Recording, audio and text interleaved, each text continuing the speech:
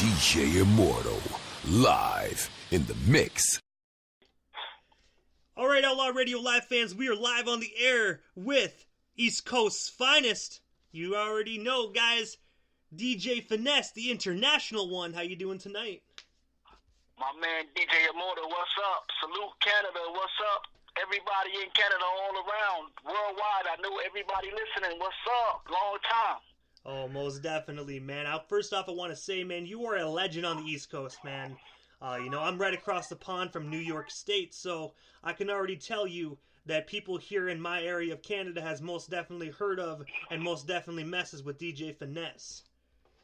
My man, thanks, Canada. I appreciate all the love and support, man. It's just time in, man. Time in and consistency will give you that legendary status, man. Hey, thank y'all. Appreciate the love. You are most certainly welcome. And I have to ask you this, man. Let's take it back many, many years. I have to ask you, what made you decide to get into the music business? I kind of was born in the music business, man. Back in the 70s, everybody around me was singing, man, and coming out of Jersey. You know what I mean? We always had a serious music platform, and the Parliament Funkadelics is from Plainfield. When Kool and the Gang and a few others was playing, and everybody always was kind of like Coolie High around the garbage, with the fire in the garbage can. Everybody was singing before the hip hop even started. But I got an opportunity to get from the very roots of the foundation in the mid-late 70s, with the hip hop, and I took it and ran with it, man. Oh, most definitely, man. And you are also part of the Zulu Nation. I have to ask you, how did you actually get hooked up with the Zulu Nation? Rest in peace to legendary TC Islam, man. One of the fourth sons of Africa Bambaataa. We clicked up back in the day, and dealing with, even before that, guys like the Crash Crew and, the Treacherous Three and all of these guys that was like pioneers before the records ever came out, any hip-hop record. Everybody was connected because of what the Bronx was bringing in with the hip-hop, and all of that thing that was coming with hip-hop that was coming out that pioneer foundation was the Zulu Nation, and everything that was connected to the Zulu Nation is what sprung hip-hop, man. Oh, man, and most definitely, the Zulu Nation, I always known it as one of the biggest hip-hop groups in the business. Yeah, worldwide, we everywhere. If you tell me a major city in the world, I give you a land crew. That's what the Zulu Nation brought. It's about peace, unity, love, and having fun.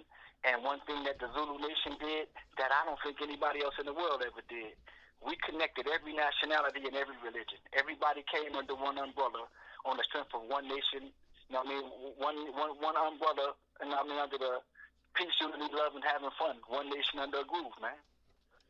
And also, you're part of another group as well. You were part of Point Blank MCs. I have to ask you, how did you and Point Blank get connected? And what's the origin story behind that? Oh, man. Yeah, I'm taking you back, Finesse. I'm taking you back. DJ Immortal, you know something, man? That's a super story, man. The Point Blank MCs. Big up to my brothers. But you know something? I got somebody else that can answer that question a little bit better than me, and it's a surprise for you and the world. Shamrock from the Point Blank MCs, are you there? Yo. Everlast from the Point Blank MCs. Meet DJ Immortal. Say what's up to y'all fans. You there, Ever? Hey, how you doing, man? Yo. I got the Point Blank MCs on the phone, DJ Immortal. You can ask Shamrock that question. He put the whole group together. So Shamrock, answer that question, dude. Yeah, we also got Shortman on the line, too. Shortman, where you at, baby? What's up, DJ Immortal? How you doing? Pretty good, man. How you guys doing? Man, don't forget about me. Yeah, Shortman, not Shortman. Hey, man, first off, I gotta say, man, we got the whole Point Blank MCs up in here, man. You kind of got my ass right here, a little like, whoa, like I'm kind of fiberglassed right now, guys. You got me on a surprise here. Word. I thought I'd surprise you. Thanks, man, for having us, man. Hey, man, you are most certainly welcome, man. Now, that's what's up, man. That is honestly an absolute honor. Hey, that question that you asked me, Shamrock can answer that question the most because Shamrock is the first Point Blank MC. Shamrock, please. Yeah. Well, we came together because we actually was all from the same town, and like the year before we got together, there was a few talent shows that we did. Some of us were dancing in it and whatever. And our manager, his brother, the one that gave the talent show, so he was aware of us, and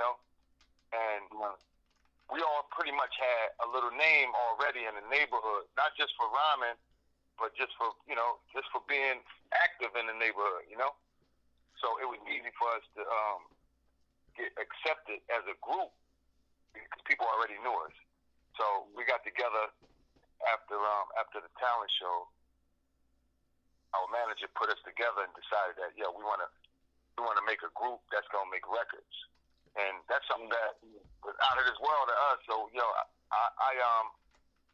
I went looking for a DJ, and the first DJ I thought of was a good friend of mine. He wasn't even from the same area I'm from, but I already knew him because we went to school together, and I knew he was one of the best DJs at our age, and that was Finesse. And I gotta say though, most definitely, DJ Finesse can really scratch the shit out of a record, man. I'll tell you that for a fact. He's good at what he does, man. Yeah, good. You're talking about 13, 14 years old, though. You know what I mean? When he started scratching that, everybody started getting known. When I was 7 years old, I learned how to do it. Yeah. Holy crap, Yeah. that's young, man. Yeah, man. Mm-hmm.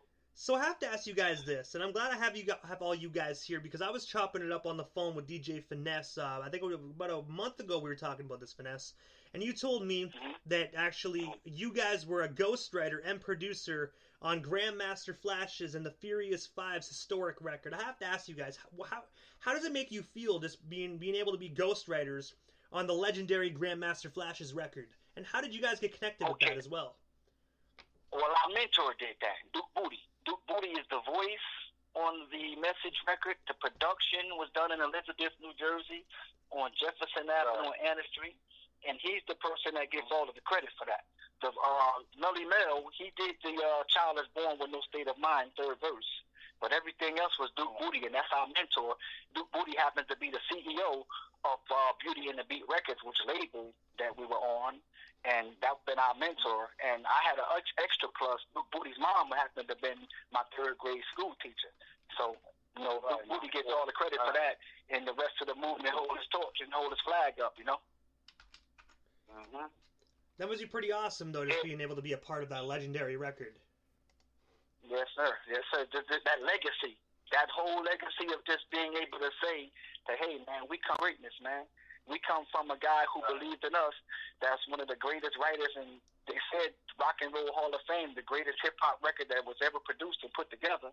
And we honored to just say that, hey, man, Duke Booty seen something in us and snatched us up, and the rest is history. We got history in that basement, just like the Message do. Our music was put together in that basement just like the Message. So I have to ask you guys this, man. This is going way back to 1986. You guys released the single "What the Party Needs." I could probably already guess exactly what the inspiration is behind that, but I have to ask you, what's the story behind that iconic single? Everlast, Shamrock, one of y'all, Shortman. No, it's called "What the Party Needs." Yeah, "What the Party Needs." That was our first single. Yeah, the name of the song actually came from Duke Booty, Ed Fletcher. But we had verses already. We had our verses, and we had, like routines put together. And we didn't call it "What the Party Needs" until he put the name on it, So, but the party, it was a given because we was like, the youngest was what, 13, 14, 15, 16. We was like little kids. So, yeah. So what we gonna do but talk about the party, you know what I'm saying? So that's how we came out of the gate. Something special happened with "What the Party Needs" too, DJ Immortal. I love Everlast. He's one of the first MCs to ever rap in Spanish on that record right there. Everlast, you wanna see how that came together? That's actually pretty cool, man. Actually, that's really cool. Like back in those days, not a lot of people really did that stuff, especially on the East Coast. Yeah, you only had guys like him and what's my man name from the Fearless Forever? Tito. Huh? Tito. Devastated Tito. Big up to Devastating Tito. But yeah, man, that came together special, bro. So I have to ask you guys, how did that legendary record deal come to be? The Beauty and the Beat records. How did you guys get signed with them? Anybody else to talk? Shamrock. Yeah, just like I said, we've all from Elizabeth. The who owned that record company was Duke Booty. He started his own record label. Him and Jeff. Jeff from Vogel's record store. Yeah, Right. you see So Vogel's records. record label. Yeah, you can see Vogel's records in the Vapor song. That's the record store that Cool B was standing in front of when he was in the Vapors record. That's a historic record store that used to be in Elizabeth. But carry on, Shem. Pardon me. Right. So we all from Elizabeth. The first group that Booty had was Word of Mouth and DJ Cheese. No doubt. Big ups. Word of Mouth was Word of Mouth. It was like our big brother Hollywood and Howdy G. They were older than us, and they put them out first, and we came right after them. So you also did work with Melly Mel. I have to ask you, how did you guys and Melly Mel get hooked up? Well, what we did with Melody Mel is just like new music seminar stuff that we would all come together. But me personally, DJ Finesse, I get an opportunity to get around Melody Mel because I'm being affiliated with the Universal Zulu Nation. But most of the work that came with Melody Mel is Duke Booty, Ed Fletcher. He did all of the stuff that got anything to do with Sugar Hill Records. Most of it anyway. He played either percussion or either ghost written or put his voice on something when it came to that. So he get all the credit when it comes to anything that came out of Sugar Hill coming from our camp. So I have to ask you guys this, by when I look at your guys' single "What the Party Needs," the first class, there's a few more members. If you don't mind me asking, do you think one day the Point Blank MCs and everybody are going to come together just for like one more tour? You know what I mean? Kind of like a reunion. I love to. We talking about it. Point Blank MCs. Yeah. Well, we had one reunion some years ago, but like that, and right now, like basically, we all still stay in contact with one another. But that that was brought up, and I guess we all with it. We're actually doing another reunion party, but yeah, I mean that's in the play right now. Yeah, we'll do little breaks. Like you got Shamrock with a single, Shortman might come with a single. And yeah, we've been talking about it because we haven't been on the same. We haven't all been together, for 30 years, man. So it's gonna be special to do that, and I think it's gonna be good, just for us to come together, and it's gonna be great for the fans. I think our fans deserve that. So, if it's up to me, Point Blank MCs will do something again, and hopefully we can put it all on tour. I would love to do a Beauty and the Beat tour. So yeah, everybody from Beauty and the Beat, if y'all listening, Crash, Cheese, Word of Mouth, Light and Lively, Righteous or Real. Everything in between. Booty, if y'all listening, let's squad up and do a tour somewhere, man. The world, our fans deserve that. They never seen us all together on a world tour. Let's do it. All right. And I have to ask you guys this one, man. So another group, Z3 MCs, was also signed to Duke Booty.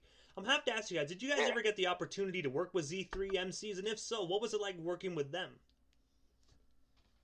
We performed with them. We never actually recorded anything, but go. Who can answer that? Go. Well, we never worked with them. They was from Baltimore. Yeah, Baltimore, Maryland. Yeah. Shout out. Yeah. So we didn't get a chance to connect with them. We always wanted to and thought we would, but we didn't get that chance to. Yeah. I was talking to my man Sola from Drew Hill. He's out there in Baltimore, and he's in touch with the Z3 MCs. One of them passed away, right? Yes, one of them. I'm not sure, but it's real cool to see them again. So I have to ask you guys, if you guys ever get a chance to actually do a concert with them again, man, do you think you guys would have that opportunity? Maybe bring them onto the Beauty and the Beat tour. I would love to. I would love to put all of us together on one. I would love to. That'd be good. I think that'd be great, man. I agree with that. I think that'd be one hell of a great concert. We can line it up. Yeah, we can line it up. We definitely, and especially we want to hit Canada, man, you know. And everybody, you know, that's up there that's been supporting us for all of these decades up there, all throughout Canada, man, big up, man. I would love to put something together. All you promoters out there in Canada, hey, man, let's put something together, man. I'll try to line up the Beauty and the Beat family. If you guys would accept us out there, we'd love to be there. Most definitely, man. I agree with that. Man. But I also have to ask this one, man. You guys obviously worked a lot with Duke Booty. Like, obviously, you done so much work with him. What's your most fondest memory with Duke Booty? Like, each of you guys, like, what's your most fondest memory working with Duke Booty?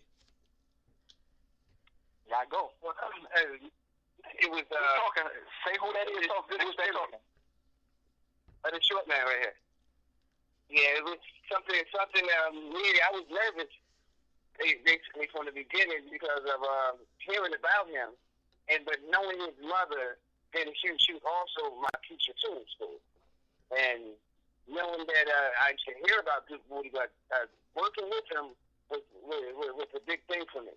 You know, it's I was nervous in the beginning, but you know, as we started working more and more with him, it became as I got comfortable with it. Right.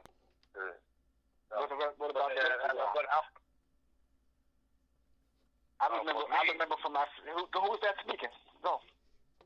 That's Shamrock. Yo, for me, my memory was you know, I never smoked weed, but he was like heavily smoking that weed in the studio.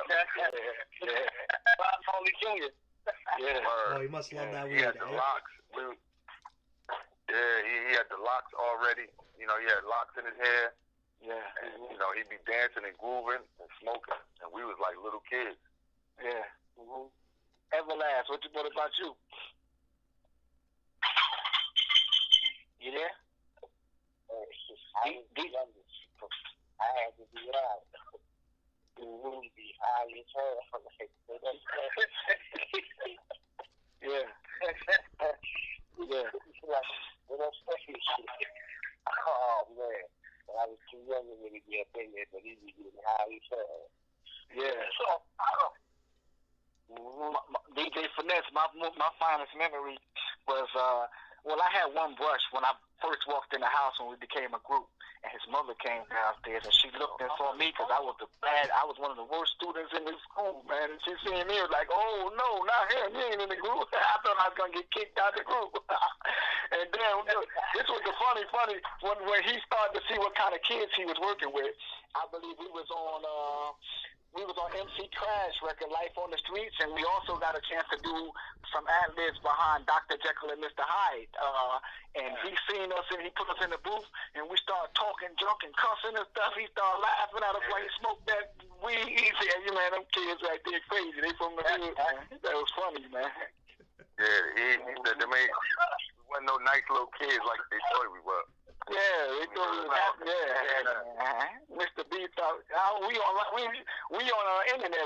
Can we cuss on this? Oh yeah, man, have at her, man. This is an uncensored radio station. You can curse as much as you like, say whatever you like, have some fun. Man, we was on Crash record cussing, man. Mr. B, man, you got my motherfucking money. All they did, he was in the other room laughing at us like we was crazy. We didn't know we was like that. Right. Sounded like y'all had a hoop back in the day. That motherfucking shit. Woody got a kick out of us, man. Oh yeah. Oh man, it sounds like some good times, man. Hold on to those memories, guys. I'm gonna tell you that for a fact, man, because memories will last a lifetime, man. No doubt. So you guys also did a single called "Hard to the Body," man, which is my favorite single by the Point Blank MCs. Man, I have to ask you guys, what's the story behind that iconic track, "Hard to the Body"? Let me start this one. When we did What the Party Needs, that was a joint effort because we were so young. They didn't know that we can do what we can do. So everybody put in on making What the Party Needs. But then they start to see that we can do what we need to do on our own. We was kids that could hold our own. And me and Shamrock looked at each other and said, yo, let us get the ball. We begged for the ball. And that was all, they let me do all of the scratches that I wanted to do, how I wanted to do it. And the rest was all Shamrock could tell the story. He wrote the whole Hard to the Body, if I'm not mistaken. Yeah. Yeah, I remember that. Yes, you did. Shamrock, tell the story, man. Yeah. What made you weigh hard to the body? Well, the title Hard to the Body came because I grew up, I was a boxer before I was a rapper, you know? Yeah. And what we did was we went hard to the body to prove your toughness. You know what I'm saying? I'm talking about when we boxed each other. And we were friends or somebody that you know. It wasn't a real fight, so we wasn't going to the head and trying to kill each other. But we would go hard to the body in the lunchrooms, locker rooms, or whatever. So that's how I came up with the title for the song. And then a lot of stuff that was written, we just chopped it up and mixed it up so everybody can have a verse, have a part. So I have to ask you this right one. about that time we was maturing. So Shamrock, I want to ask you this. When you brought up you're a boxer, man, I'm a boxing fan, man. I have to ask you, what was your inspiration behind wanting to become a boxer? Like, what boxer really made you want to get into the sport? Well, obviously Muhammad Ali, Sugar Ray Leonard, those names you heard, being a little kid. But I got my real inspiration by walking in my grandmother's house on South Park Street in Elizabeth and seeing boxing trophies all along her shelf, And those were like my big cousins who I call uncles. All of their names was on those trophies. And I'm talking about 2, 3 years old. When you walk in my grandmother's house, you're looking at trophies.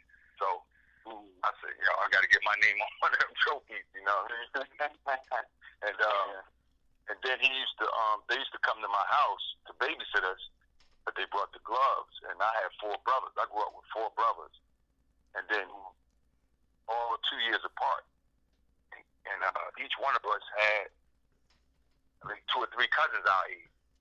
And at least 2 or 3 friends our age. So any given day, you could have walked on my house on Florida Street in Elizabeth, 917 Florida Street, and been in a boxing match. So, that started from not just Muhammad Ali and Sugar Ray Leonard, but my big cousins and my uncles. They was my inspiration. Yeah, I gotta say something too on that, DJ Moto. This DJ Finesse, I'm too a boxer. We had guys like Rodney Price that was a champion from our community. Poppy Derek Roland was a champion, and David Brown was a champion, and Tracy Spann out in Plainfield. We had trainers like Jackie Pugh, and shout out to Mr. Don Gibbons. He's an Olympic trainer right now that been around since day one. And I also merged with Roy Jones Jr. I'm one of the guys, the DJs from Bodyhead and producers from Bodyhead Entertainment with Roy Jones also. So that's coming from the projects that we come from and the streets that we come from. You better know how to box or kick or something, because if not, it'll be rough coming up, man. There's definitely a lot of black guys, man. I'll tell you that for a fact. Yeah, you get beat up if you don't know how to stand up. Before people will shoot somebody, you better know how to box or kick, or man, it'll be hard coming up. So I gotta ask you this, man. Oh, sorry about that, Finesse. You go ahead, man. Sorry about that. That wasn't me. Who was that speaking? That was me. It was me, Shortman. Oh, sorry. So go ahead, Shortman. Sorry about that. It's okay. It's all right. Yeah, but coming from downtown, I mean, in Elizabeth period, you had to have some kind of sport or some things to do. It would be the boxing. It was either, even if you was a cool guy, you know what I'm saying, getting the Kango, getting the Adidas, you had to have some like break dancing. See, I was a b-boy. I was pretty much into gymnastics and break dancing. That was my field. And how I got on was I had a couple of Puerto Rican friends that was already into it. And I was fascinated by that. So they started showing me exactly how to do it. So I took that, and every day that was my love. So I just started breakdancing, and from that point, it was like every move I learned, it was like I got a scar for each one, but I learned it. So there was always something. There was always something for us to do, keep us occupied. I loved breakdancers in the city at the time. Too. Yeah. At that age. At that age, at 12 years old, I already went ahead and I done won some of these different battles, so. And I got with the group. When I got with the group, that was even more beautiful, because I met the group. from after winning the breakdance contest. And that's how I got connected to Outlaw, and and Shim was there. Shim was one of the first ones that said that was short. Well, you know what? You got talent. I want you to meet somebody. So from that point on, it was, we met the group and Finesse. We work on the same project, so we already knew each other and Mr. B. And Ever, I met Ever as when I came uptown. As when I met Outlaw, that's when I met Everlast. And I knew Shamrock from past things when I was on breakdance. Right. So it was already a connection there. So each one of our manager. Yeah, our manager asked me to find somebody else, like maybe find a Spanish dude, and I was like, I know just the dude, and caught my guy Ever. He was Easy at the time. Everlast and Easy E. Yeah. With the shades and the brush. Yeah, Everlast. Hey, shout out to our manager, rest in peace, Abdul Tariq, was on Suture Records. He was one of the label mates with the Fat Boys. He had a record out called Education. Abdul Tariq is the first person that put DJ Cool V on a record, also that DJ for Biz Marquee. And he was one of our managers. So rest in peace, Abdul Tariq, man. That guy believed in us. So I have to ask you guys this, man. So this is normally one of the last questions I ask in the interview. But since this one technically was for Finesse, but since we have all you guys here, we might as well get you all up in this one as well. All of them is better than one. So I have to ask you guys this. It's been about quite a few years since you all have been together. First and foremost, I have to ask you guys, what is the feeling right now? Even though you're on a telephone conference call, how does it feel right now? All you guys back together, right here.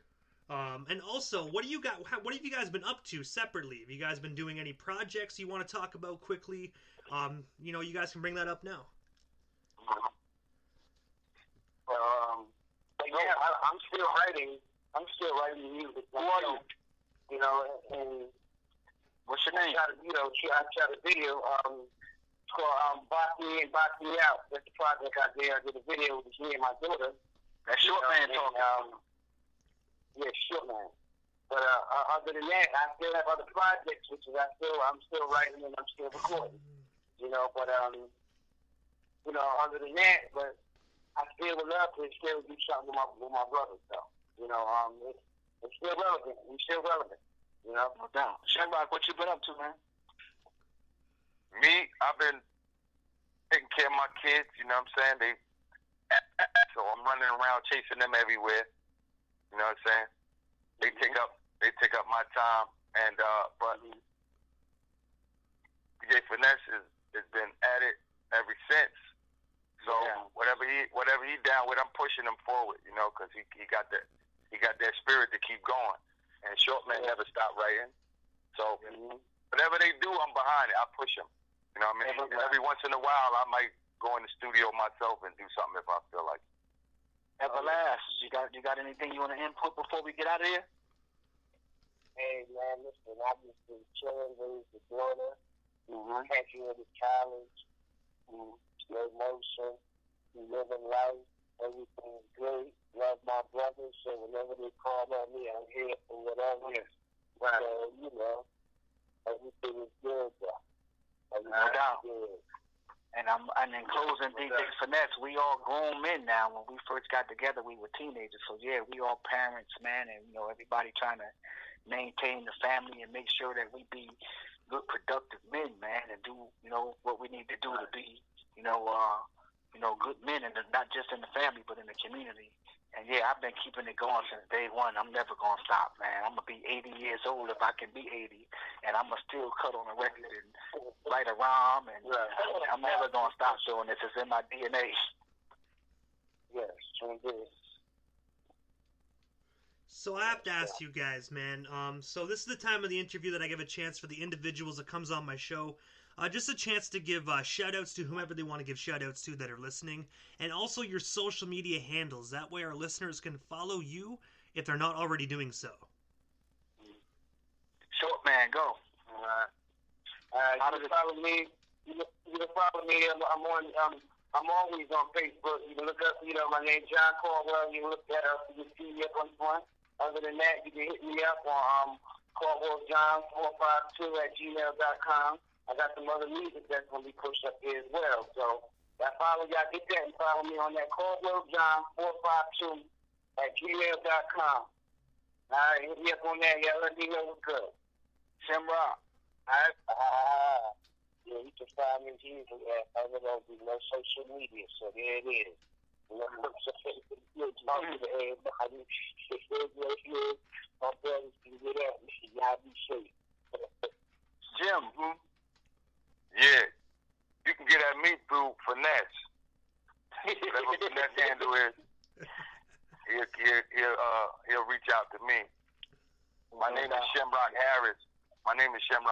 So if you type that in and find something, then that's probably something that I did.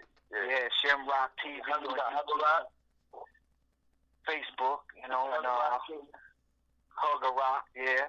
And with me, this is DJ Finesse. You can find me on Instagram at The International DJ Finesse. You can find me on Twitter, Kyshon, KYSHON DJ Finesse, or / Legendary DJ Finesse is Twitter. And on Facebook, KYSHON is pronounced Kyshon DJ Finesse. And that should line you all the way up. And everything else, if you need to send me some music, International DJ Finesse at gmail.com. I'll get you there. And hey, thanks for all of the love throughout all of these years and the support. If it's up to me, Point Blank MC is going to make some new music, some hit records, man, so we can keep hip-hop alive. Shout out to the Universal Zulu Nation, all my brothers from the Zulu Nation, and everybody who embrace hip-hop worldwide, man. And look, Canada, thanks for having us. Thanks. I heard that our record cover was one of the greatest covers. They said hip-hop covers of all times out there. And thanks for the love and support. Thanks for everybody who tuned in and listening to what we're saying. Hey, if it's up to me, I'm going to keep the torch going. Shout out to Elizabeth, New Jersey. That's where we're from.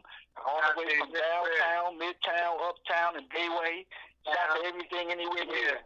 I'm doing a documentary, a hip-hop documentary. It's called The Reason Why. I'm doing that with hip-hop historian Jay Quan. He's from Virginia. He does the Hip-Hop Museum in Washington, D.C., and between me and Jay Quan, we're going to bring y'all the reason why. That's going to be a hip-hop documentary that's going to tell you from point A to point B, from all the way in the beginning all the way up to today.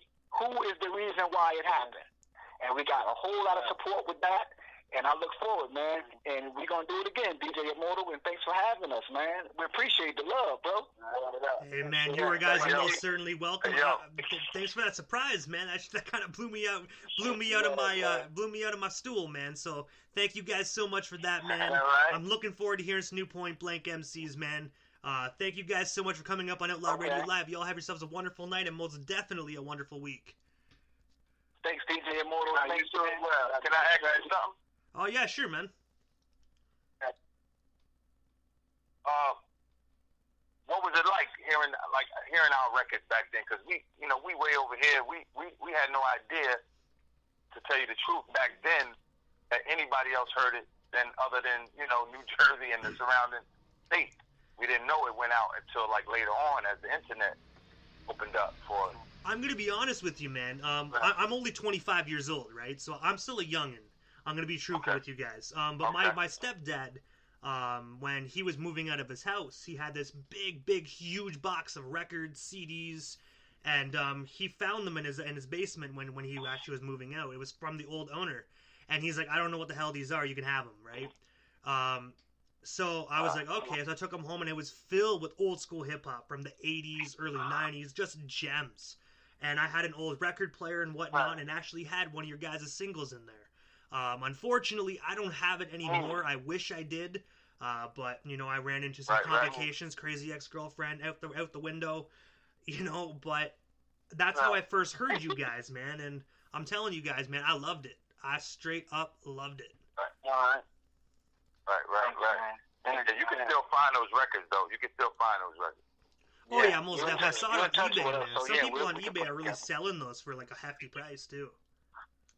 Yeah, exactly. They're making some money. These guys on eBay selling their price. Hey, man, It'd be nice to spend some of that money. You can't keep all the money, eBay people. I'm looking for y'all. They coming. You know what I mean? Point blank, they coming. Y'all have yourselves a wonderful night, guys, man. Thank you so much for coming up on Outlaw Radio Live, man. Have yourselves a wonderful night. Thanks for the love. We do it again when we drop new music, DJ Immortal, and thanks. We look forward to coming to Canada, man. Hopefully we can make it happen. Thank you, man. You most certainly welcome, man. Thank you. Appreciate it. All right, peace, my brother. Appreciate the time.